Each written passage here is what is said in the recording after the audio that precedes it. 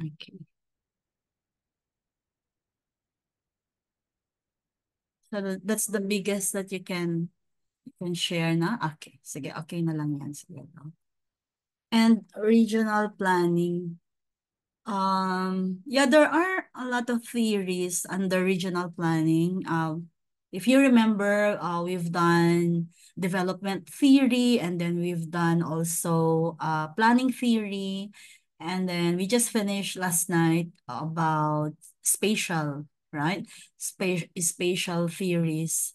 So we're now on regional planning, whereby we will be defining and we will be that's categorizing the different types of regional or the different types of regions actually.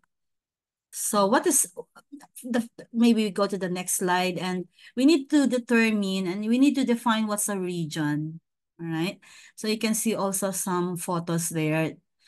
And of course, a region refers to the city or a central place along with the surrounding territories that are functionally integrated with it. So this definition implies that the relationship between the central city and its surrounding areas isn't merely physical, but involves economic, political, and social factors that tied these spaces together. So we're not just about the territory, okay? All those other areas involving economic, political, and social factors that that are related to the space. So central place and outlying territories, we need to understand this one, that a region has a central place. Okay, please remember this. A region has a central place, which is often a major city or urban hub, or what we call today as the central business district or the capital. Okay, so that serves as the core for surrounding areas. So that's a region in the urban planning context or in the regional planning context. These surrounding territories, which could include rural areas or smaller towns, are integrated into the region because they share functional relationships such as economic ties, and which those things that I mentioned earlier, because of the trade routes, because of the markets, the transportation links, or political connections. So another key point here is the natural, physical, and economic, political relationships. In short, the relationships of these aspects that I mentioned. The boundaries of a region are not just based on geographic features, but also depend on economic and political interactions. Did you get that? So what are the natural factors that we're talking here? We're talking about rivers, mountains, or plains that can define physical borders. But it's the human activities like commerce, governance, or cultural exchange that truly bind a region together. So as you can see in the diagram, it further illustrates the idea of a region. So that the first one shows a hexagonal grid that organizes a territory, highlighting central places and how they might be connected to surrounding areas. So the other one on the right shows the functional links between different cities and regions in a real world setting, emphasizing the interconnected nature of these areas. So we can further define a region by, okay, going to the next slide. It's still the same photo or illustrations that you're seeing, but this time, what's a region in the context of economic linkages, infra, all right? So economic linkages represent the interdependencies between urban and non-urban areas, primarily through the flow of goods, services, and labor. So urban influence, what's the urban influence on non-urban areas? Urban areas exert influence on non-urban territories, often in terms of employment and economic activity. So a typical example is the journey to work, that people from rural areas often travel to the city center for employment, thus integrating both areas into a functional region. So can someone unmute? Because I want to ask, what's the concept that when you live in this place, which is secondary or smaller than the metropolitan area, that when you travel to work and then you go back to use this city for sleeping purposes. So what's that particular concept? Can you remember that? Someone can unmute. Dormitory towns. That's very good, Jaya. So, so I really appreciate that you answered me correctly. So it means you understood the concept. So that's dormitory town, that when you travel to work to another city, which is larger and which has complete functions, and then you travel back just to sleep, isn't it? But how you characterize this secondary city is that it's the functions are not as big than what the bigger city has or offers. All right. So okay. Now we continue on to the urban dependence on non-urban territories. Cities rely heavily on surrounding rural areas for essential resources such as food, water, and labor. So, urban centers are not self-sustaining and depend on these surrounding territories for the supply of agricultural products, water, and raw materials that support their industries and populations. So you see how economic linkages are being represented here. And for production and consumption functions within a region, urban areas serve as hubs for industries, commerce, and trade. The production happens both in the urban and non-urban areas. The economic activity is cyclical. Non-urban areas provide raw materials and labor, which urban centers process and distribute, while urban centers also provide markets for the consumption of these goods. As to infrastructure linkage, so the physical infrastructure that connects various parts of a region is what allows economic linkages to function effectively. These include transport networks, utility systems, and service areas.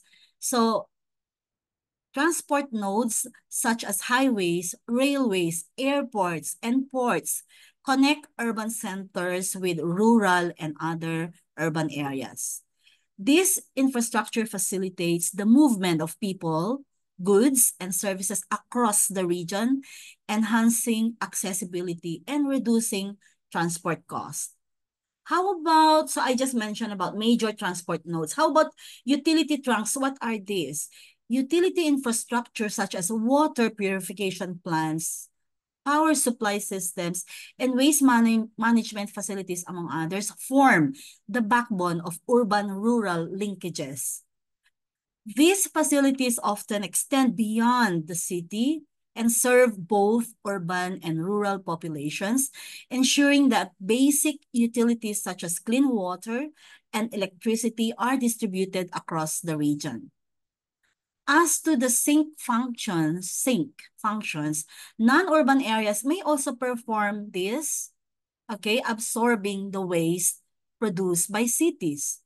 This includes areas designated for landfills, MRFs, or sewage treatment plants, or the STP.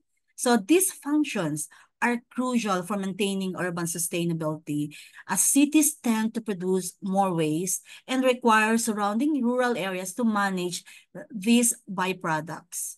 So in summary, regions are not just geographical spaces, but are defined by their functional integration through economic and infrastructural linkages. Urban and non-urban areas rely on each other, with cities providing jobs and markets, while rural areas offer resources and perform essential functions like what like those which I mentioned, like waste management, etc. So these interconnected systems help to define the dynamics of a region. Now, there are regions in real space, so we can go to the next slide. Okay, let's see. Okay. In discussing regions in real space, it's essential to understand the concept of a functional region. A functional region refers to a geographical area defined by its coherent functioning and interdependence of parts, forming a connected system. Two important types of functional regions, okay, include economic regions and natural regions. A functional a moment. A functional region can be thought of as a spatial unit where the internal parts are connected by certain functions or activities. So these parts often have symbiotic relationship and operate in tandem to achieve an interconnected regional economy or ecosystem.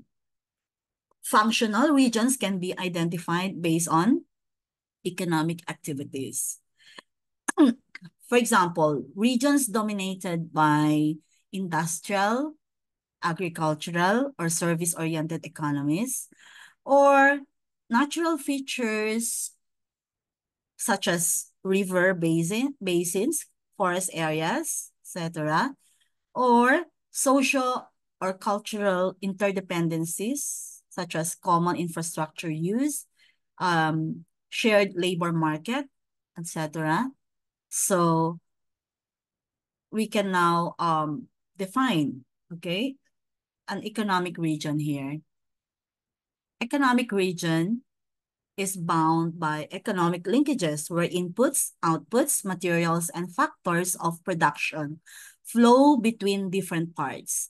These regions are shaped by industries and commerce, which form an interconnected network of production, distribution, and consumption. Some characteristics of economic regions include, first, industrial clusters.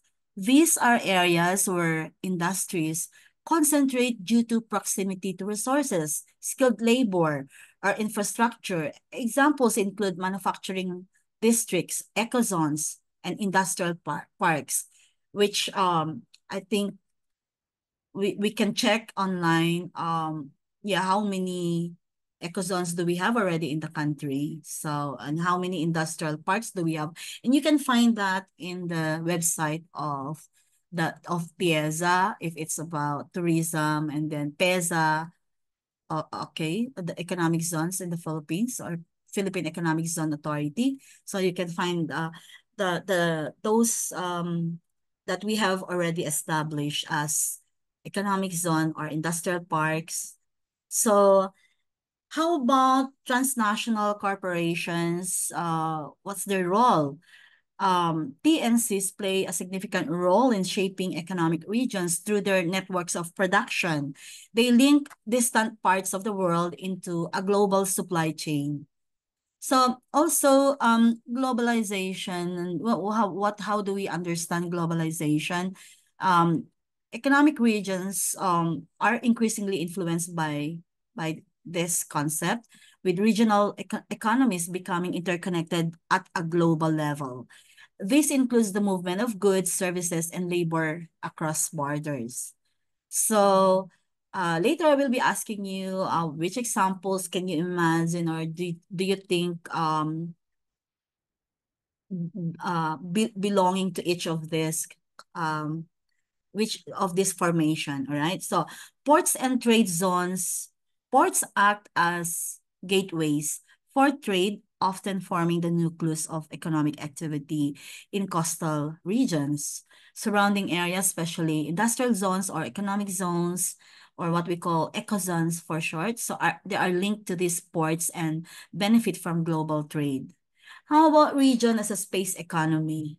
In the context of a space economy, regions can be analyzed as areas with specific economic outputs or productivity. Space economy deals with the geographical distribution of resources in industries and services in a region. Examples include industrial districts, ecozones, and clusters that are strategically developed for maximizing economic growth by linking them to trade routes and markets. And so we also have the definition of a natural region. It's defined by natural features such as ecosystems, landscapes, or climatic conditions. In these regions, human activities are often aligned with the natural environment where the ecological balance is essential for maintaining sustainable development. So, what are the key points that we need to understand within natural region?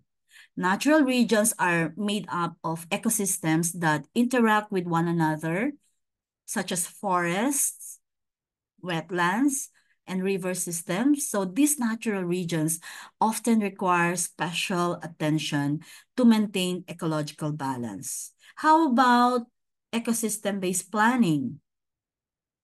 Planning for natural regions involves considering the preservation and sustainable use of natural resources. This includes ecosystem-based management strategies aimed at conserving biodiversity, water sources, and natural habitats. Human activities within natural regions often have to adapt to the environmental conditions. So the communities in harmony. So we are talking about communities in harmony with nature. This could include sustainable agriculture, ecotourism, or conservation efforts. So functional regions, whether economic or natural, play an important role in spatial planning and regional development. Economic regions focus on the movement of goods, services, and capital, while natural regions emphasize ecosystem interdependence and sustainability. But of course, both types of regions require different approaches to planning and management depending on the dominant activities and their relationships with surrounding areas. So we can continue with another type of region in real space. Can go to the next slide. So we're seeing there formal region. A formal region refers to a geographical area that's uniform and homogeneous in terms of certain related criteria.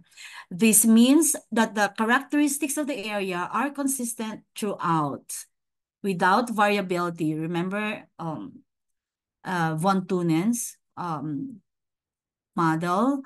So this means that the characteristics of the area are consistent throughout without variability. But do you think there are regions like that, or do we still have, can we still define our regions as homogeneous, as uniform? Okay, but let me continue the definition of formal region. This means that the characteristics of the area are consistent throughout, as I mentioned, without variability. So they are usually defined for analytical purposes, allowing planners and analysts to classify areas based on common features. These regions can be broadly divided into two subtypes: political, administrative regions, and urban regions.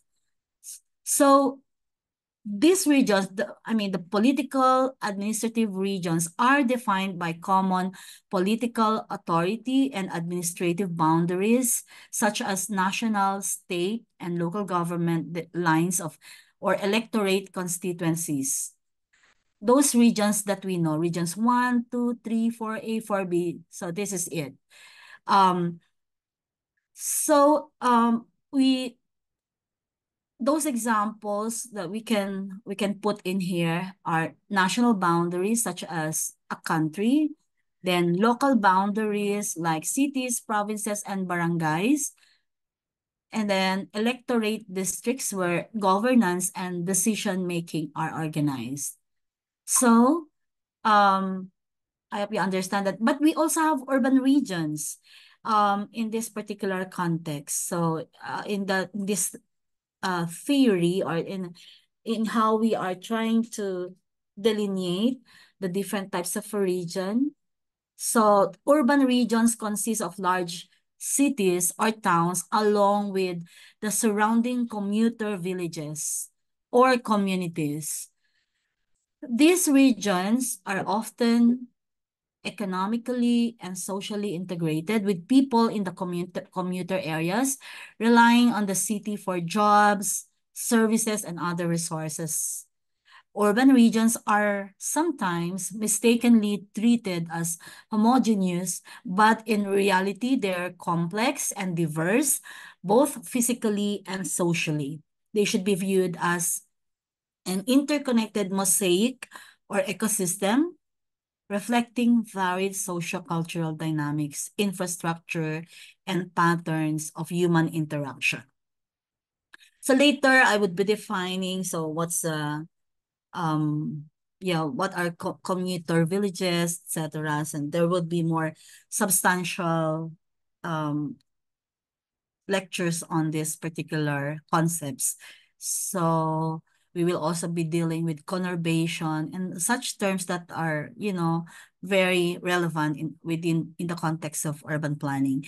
So historic region. So what's historic region? This refers to regions that are bound together by a common historical past. These areas are often defined by their shared heritage, events, and developments from the past. They can be regions that were once powerful empires, colonial territories, or cultural centers that shaped their development and identify over time. Examples include former colonial regions with shared architectural styles, or those regions that were part of historical trade routes or empires. So we would also be having um more comprehensive discussions on this because it's part of your examination, history. Okay, so history and theory.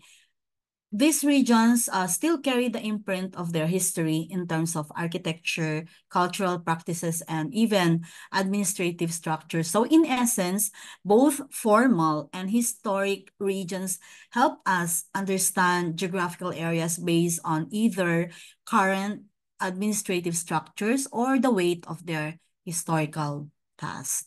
So we can proceed with the next type, which is natural region. A natural region refers to a geographic area defined by the interdependence and connectedness of natural units, habitats, and ecosystems. These areas are determined by the inherent relationships among various species, ecosystems, and the physical environment.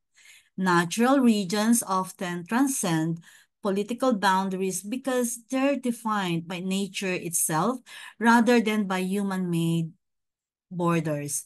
These regions include various types of landscapes such as forests, wetlands, mountain ranges, rivers, and even deserts. The interdependence of life forms and their habitats is a key characteristic, meaning that changes in one part of the natural region can affect other parts of the ecosystem. There are types of natural regions. First, we have the bioregion. A bioregion is an area based on the interdependence and natural connectedness of life forms and species. This type of region focuses on biological diversity, encompassing various species of flora and fauna that rely on each other for survival. The health of a bioregion is often measured by the biodiversity it supports. Life forms, by the way, and species are at the center of this concept. Okay, remember that? And the relationships among them form the structure of the region. This can include everything from the large ecosystems like tropical rainforests to smaller, more localized ecosystems like coral reefs. Then another type of region, of natural region, is ecoregion. It's an area based on the interdependence and connectedness of ecosystems in their communities. Unlike a bioregion, which focuses on species, an ecoregion is more concerned with broader environment factors like climate, soil, and water systems that support these ecosystems. This emphasizes ecosystems as the fundamental unit, which includes not just the living organisms, but also their physical environment. For example, an ecoregion could include various habitats like forests, grasslands, rivers, and wetlands, all connected by shared environmental processes. So the distinction between bioregions and ecoregions is subtle but significant. While both are based on natural connectedness and interdependence, a bioregion focuses primarily on the interdependence of life forms, and an ecoregion takes a more holistic view, including both living organisms and the physical environment that supports them. All right. So maybe if you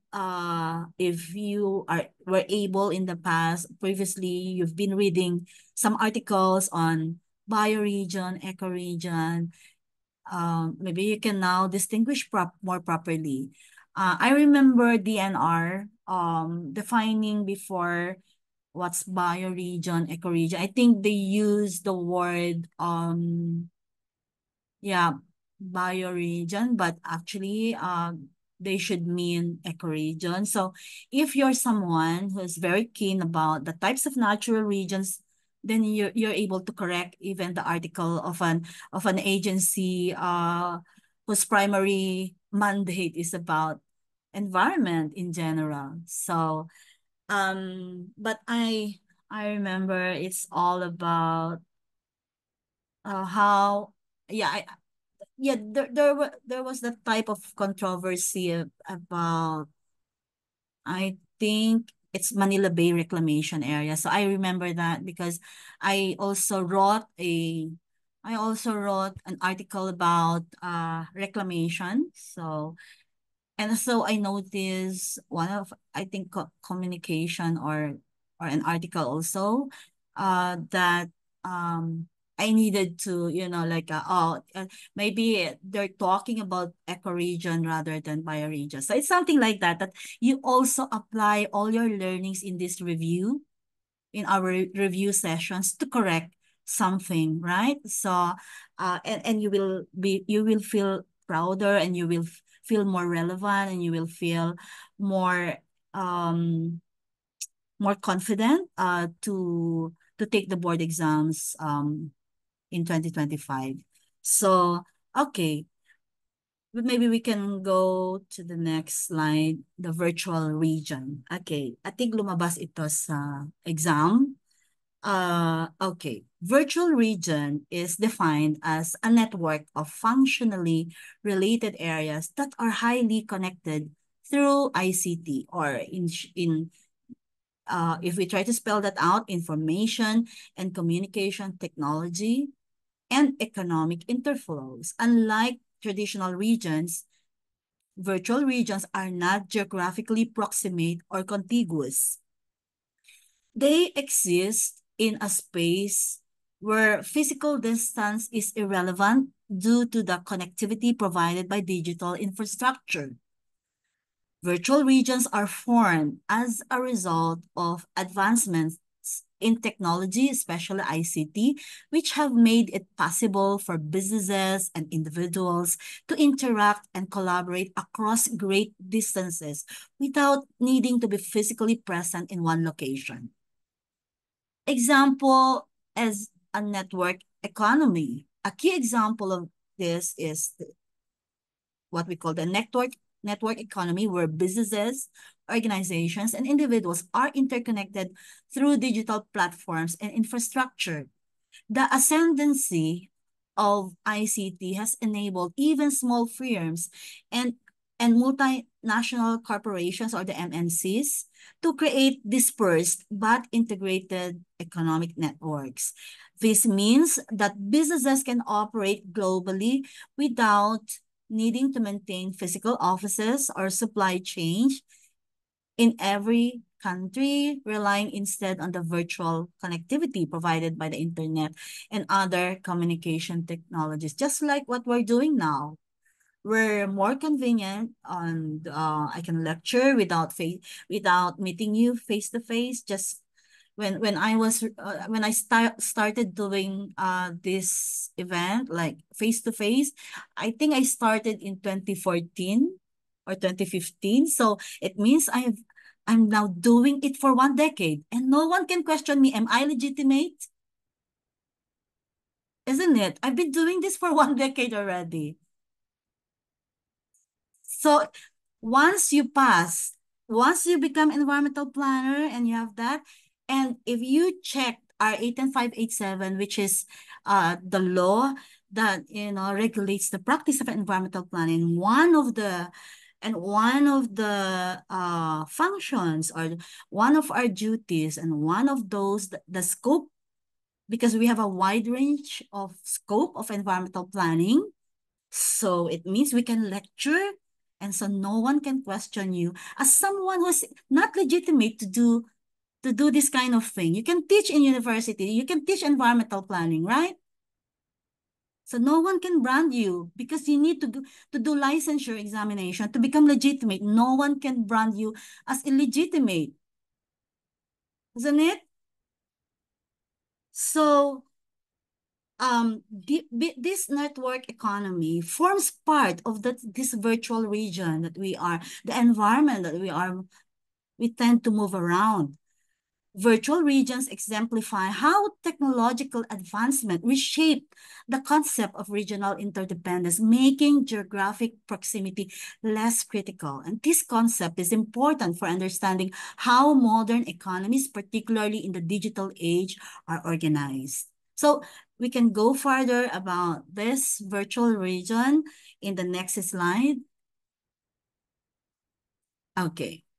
So region as network, all right, we go back to that because it emphasizes the modern approach of treating regions as alternatives to traditional markets and hierarchies. So it's self-organizing. In traditional models, regions and their development are often dictated by top-down, centralized planning. Okay. However, in the network approach, regions are seen as self-organizing systems. This means that the structure and development emerge from the interactions and relationships of the participants within the region without the need for external top-down direction. The process is bottom-up. Decisions and relationships grow organically from within the region based on the needs, resources, and abilities of the participants. So that's the concept of self-organizing. How about being a virtual region as network being collaborative? Traditional economic models emphasize competition, which can lead to destructive outcomes such as monopolies or inequality. However, in a regional network model, collaboration is key. The networks prioritize collaboration between firms and stakeholders, encouraging mutuality and trust. This helps reduce destructive competition and enhances collective strength. Strategic alliances, partnerships, and trust-building measures between participants foster a shared vision for regional growth. How about strategic alliances? These collaborations focus on mutual benefits, where different firms and regions work together for their collective good. It allows smaller or medium-sized participants to thrive by sharing resources and capabilities. So we can now go to natural or to the non-hierarchical. In hierarchical models, there's a clear top to bottom structure where decision-making power is concentrated at the top. In the network model, however, relationships are horizontal, meaning that participants are linked across the network rather than subordinated to one another. There's equality in participation because each participant has a voice in the collective decision-making process, ensuring a more democratic and inclusive regional development. It also non-hierarchical produce or establishes horizontal relationships. These are vital to ensuring that all participants have an equal say in the direction of the network, which can lead to more resilient and adaptive regional structures. So this model for regions focuses on networks as self-organizing, collaborative, and non-hierarchical entities. These strategies aim to foster more flexible, resilient, and equitable regional growth through bottom-up decision-making, mutual collaboration, and the absence of rigid hierarchies. So we can continue with the last 2 points because there's number 4 and number 5. So we've done 1 to 3 and we have 4 and 5. It's also flexible. A key feature of networked regions is flexibility. Unlike rigid, static structures, network linkages are dynamic and capable of change. This allows the region to adapt to new participants, shifts in the economy, or technological advancements. So what are the key concepts involved in the flexibility of the network economy? The boundaries of the network are not fixed. Participants can freely join or leave the network, and the structure can be redefined over time. This flexibility promotes adaptability to external changes. So what's the outcome? This flexibility also encourages open information exchange and learning. Firms and participants can collaborate, share knowledge, and innovate, promoting growth and development in the region. So we also have such characteristic as topological spatiality. This concept refers to the spatial nature of the network, which is described as topological rather than geographical. In simpler terms, it's about how the relationships between participants are organized rather than where they are physically located. So what's the key concept? The spatial arrangement of a network is about the connections and linkages between different firms, actors, or places rather than their physical distance. Networks formed by linking participants who were previously unconnected. So did you get that? Networks form by linking participants who were previously unconnected, allowing for the creation of mutuality. This process helps overcome geographic isolation, enabling distant firms or regions to become connected through the network. Participants can benefit from collaboration and shared resources, even if they're not physically close. So the model for growth polygons emphasizes flexibility, collaboration, horizontal or non-hierarchical relationships, and topological spatiality. Remember this focus of the model for growth polygons. So I think we are okay because tomorrow we will continue on the those. Can you show them the next slide? So, okay, we will get to know the pioneers of regional planning, their work, how they contributed to regional planning and who they are. Because in the recent board exam, they did not simply ask about Patrick Guedes and who are they? Okay, they did not just ask about Louis Mumford, but they asked, okay, what their works are, how did they contribute to regional planning, etc. So we need to understand and get to know them better. All right. So probably I can yeah, probably I can call on Jumel. Jumel, so can you tell me some like a conclusion for the for tonight's lesson or review class? Can you tell me the five or the four characteristics of region as a network or the model for growth polygons, which I mentioned last? Um, Character, ma'am, no? Region of invertible species, formal region, functional region, uh, Those are types, but I'm more interested about what are those characteristics of a region as a network?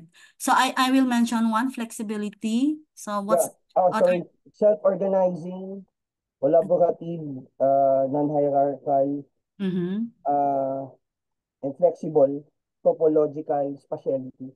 Great. Okay. So that's how we should end it. And thank you for that, Jamel. So maybe we can now have photo documentation. Jen, thank you everyone. And tomorrow I'll not get your time up to 10:30 because I know you've been with me like up to 12 midnight. So I'll change sometimes we go lighter so that hindi kayo ma-overload. Okay? So please open your camera so that Jen can do some photo documentation of tonight's review class. Thank you, everyone. So,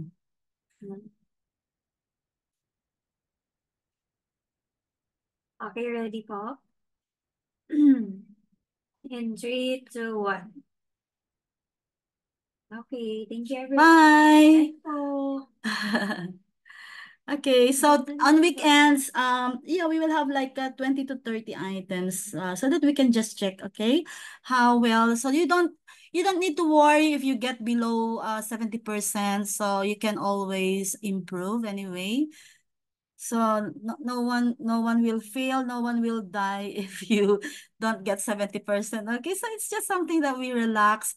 It's a long way, okay, to go, but I just want you to be top notchers. I don't want just I don't want you people just to pass. I want you all to top. Pwedeng tayong mag-tie, di ba? So, tie ng number 1, tatlo, ganon. Di ba, Roy, ano? Bye. Bye everyone. I'll see you again tomorrow evening. Bye.